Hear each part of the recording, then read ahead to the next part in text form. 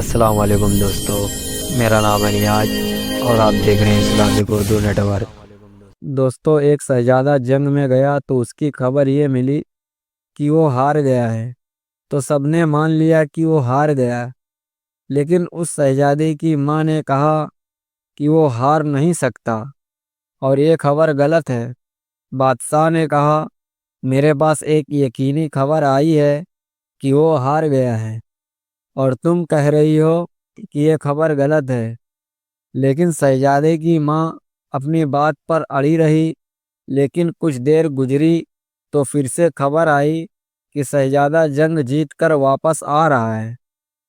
بادشاہ جلدی سے اس کی ماں کے پاس آیا اور پوچھنے لگا کہ جب شہزادے کے ہارنے کی خبر آئی تھی تو تم اپنے گھر میں ایک دم پرسکون ہو کر بیٹھی تھی اور کہہ رہی تھی یہ خبر غلط ہے، اس کا کیا وجہ ہے؟ شہزادے کی ماں نے کہا، وہ بات بتانے کی تو نہیں، لیکن آپ پوچھ رہے ہیں تو بتا دیتی ہوں۔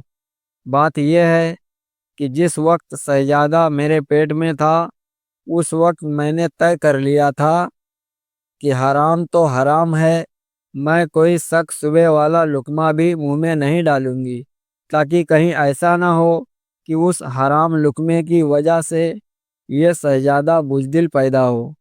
اس لیے کہ مجھے پتا تھا کہ حرام غذا سے انسان کا دل کمزور اور بزدل ہو جاتا ہے اور حلال غذا سے دل دلیر اور طاقتور ہو جاتا ہے، اور آخر تک میں اسی کی پابند رہی۔ پھر جب یہ پیدا ہو گیا تو میں نے دو باتوں کی پابندی کی۔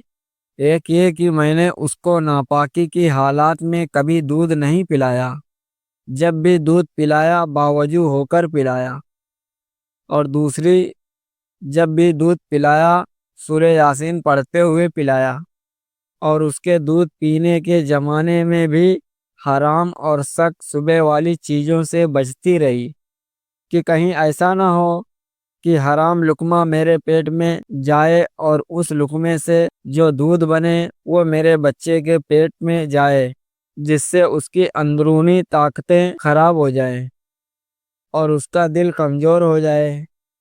چونکہ میں نے ان باتوں کا اہتمام کیا تھا، اس لیے مجھے یقین تھا کہ شہزادہ بزدل نہیں ہو سکتا اور لڑائی میں اپنی بہادری دکھا کر یا جیت کر ہی آئے گا۔ اس لیے میں نے اس کے ہارنے کی خبر کو غلط کہہ دیا تھا۔ سلام ہو ایسی ماں پر اور اس کی تربیت پر۔